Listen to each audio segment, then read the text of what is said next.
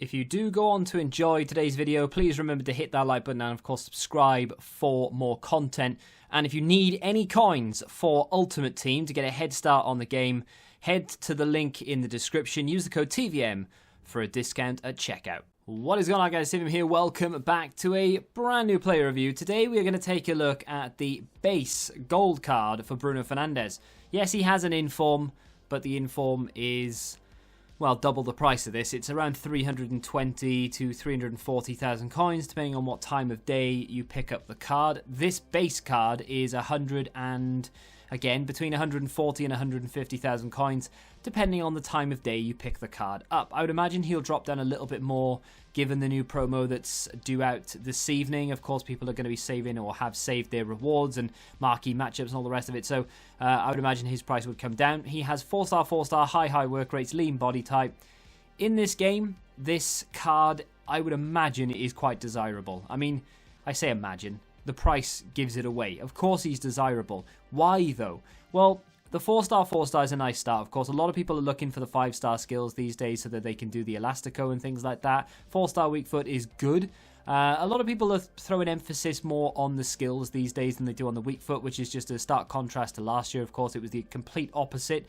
And it's just mad how EA and FIFA tend to swing drastically from side to side each iteration of the game. So last year, like I said, I didn't really care about skill moves at all. If they had them, yeah, nice. If not, I don't care. So long as they've got a 4-star, 5-star weak foot, it's all I really cared about. Now, you kind of look for the skill moves more than the weak foot. It's just wild. But anyway, not the best of pace.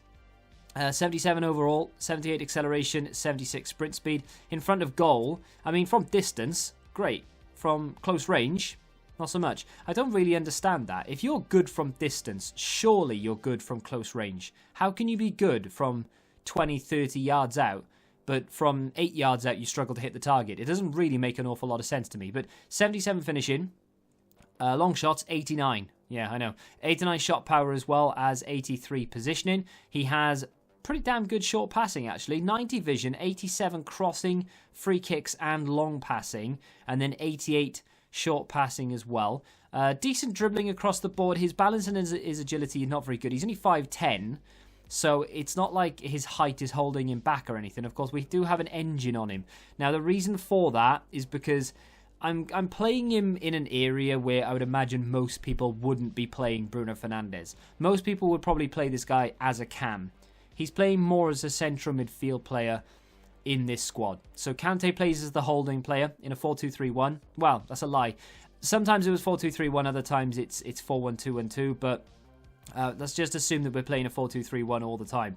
So in that scenario, Bruno is kind of like, he's not a holding player, but he is in the midfield. What a goal that is, by the way. He's in the midfield, and he's there to, I would say, dictate tempo, but to get the game moving again. You know, he does come back now and again, as you've seen here, and he's sort of blocking off passing lanes, manoeuvring around well. There he is, intercepting the ball, and away we go. I mean, of course, he doesn't have great defensive positioning. It was quite literally me. I'm the blue marker. So it was me holding him and moving him into position to accept and intercept, rather, the ball.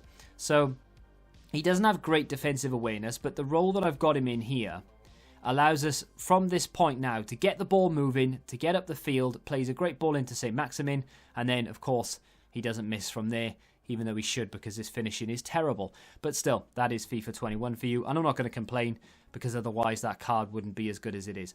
I am a big fan of Bruno getting the game going again. That is something that I find that I struggle with the players that I currently have in my team. So, of course, this is a co-op game, and this is this is my friend's squad that we're using here. So we get to review different types of players each year because, of course, we go after different types of players, and we sort of in communication, he's saying, right, I'll buy him and then you can review him, and I'll buy him and I can review him, and that sort of thing.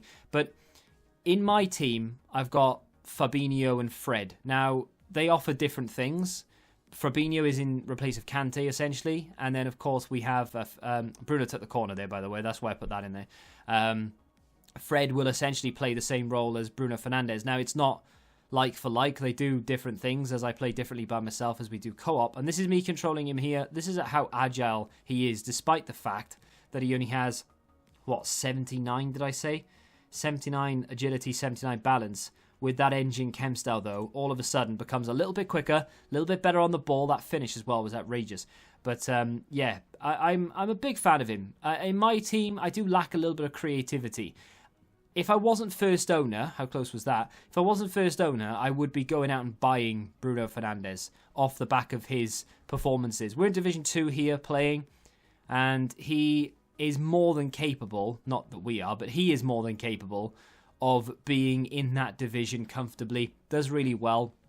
If you're someone who likes to pop out La Croquetas and various other skill moves here or there, you're going to have absolutely no problems with him whatsoever. You can see that his attack positioning is pretty good. He was right there to finish off the rebound.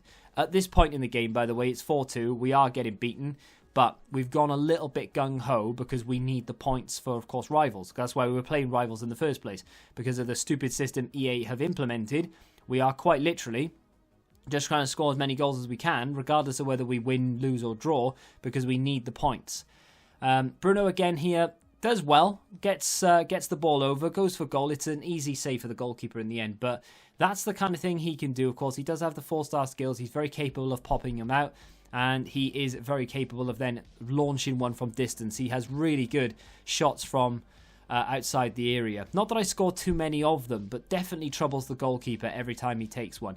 Now, in terms of cons, he's not particularly strong, so if you are coming up against tall defenders and you don't know, or you just don't use skills that often, maybe you'll have some problems here or there, because he's just going to get nudged off the ball. He doesn't have great natural balance, so if you don't use an engine and you've gone for something like a catalyst, for example, which is, it's a viable option, because of course if you want that pace, then it makes sense. And I've seen a lot of people use catalyst on Bruno, and I wouldn't go against it. I would probably, if he was in my team, I probably would put that catalyst chem style on him, just because you get more pace, and pace can be very, very good in this game. We don't need it necessarily, but it just makes for a slightly easier experience, I would say. But the engine, improving the balance, does help with the strength slightly, but not an awful lot.